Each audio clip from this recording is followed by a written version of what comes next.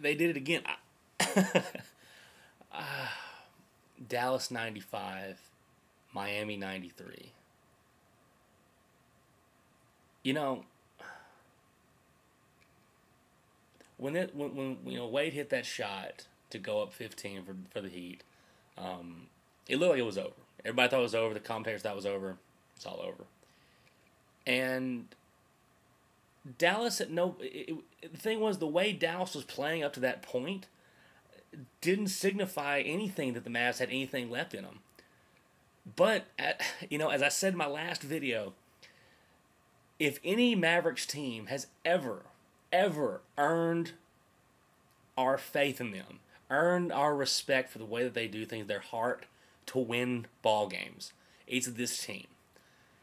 And we all thought it was personified in the Portland series when they responded after Game 4. It was personified twice in the Lakers series with 2 games that Dallas had no business winning and they pulled out.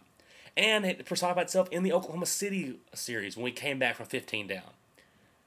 But everyone before this series, when they talked about those comebacks that Dallas had, they said, "Congratulations, way to go, Dallas, heart, all that kind of good stuff." But you can't do that against Miami. They're too good. They have too many stars. They're too prolific on offense. Your defense cannot stop them that long to make that kind of a comeback. It happened. And, I don't want to, of course, Dirk Nowitzki, he scored the last 9 points of the game. He's gotten so much crap over his entire career about not being a closer, about not being clutch. You can't get much more clutch than that. In the finals, to seal off a comeback, hit a huge 3 to go up, and then respond on the next possession with a layup with 4 seconds left.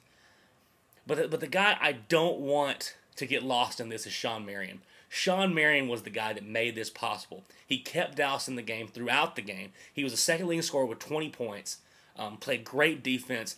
He was the guy that kept Dallas afloat, and Dirk was able to finish them off. So Shawn Marion, to me, of course, Nowitzki's going to get player of the game, and he deserves it. But Shawn Marion, don't anyone forget how great he played today. But it was such a team effort both ways, in the sense that when we were getting completely destroyed, it wasn't just one guy's fault. The entire team was playing like junk. And then when it time to come back, we play that zone defense. So it's a complete team effort on the defensive side of the ball. And then on the offensive side of the ball, everyone was contributing, whether it be assists or scoring the buckets. When we were down 15, man, it was over. As a fan watching this game, I was like, that's it. I'm going to watch it. I'm not going to turn it off. I'm going to watch this team play. But, man, just the way the Heat score, and it's been like that all year, and because of the kind of guys they have on the team, when they score a bucket, whether it be a 3 or a dunk, it feels like they get more points than what you think they'd get. Just because of the emotion of the crowd. I mean, it's just they're Showtime players.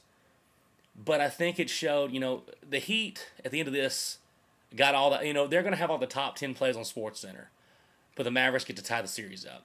But when it happened, when it started feeling like you could kind of see when Dallas got it under 10, it was like, okay, this is starting to get a little more relevant. Dallas may actually do this. And me and a buddy of mine were watching the game. We didn't say anything about it, but we just stopped talking. It was one of those fan superstition things. And as things would happen, everything was silent. We just wouldn't say anything because we didn't want to jinx it. And so everybody out there, I want you to thank me and my buddy here for that. But also, so Dallas wins 1-1. Huge win. Michael Wilbon said after the game, it feels a lot like 06 the other way, because Dallas was up 15 in Game 3 against Miami when Dirk missed those. I want to say 15 or 12, but Dirk missed 2 free throws, and then Wade just took over the series. We'll see. And so this is the challenge for Dallas, because everyone right now is going to talk about Miami and how Miami, how are they going to respond? Can they recover from this? From the Dallas perspective, I say don't make this an aberration.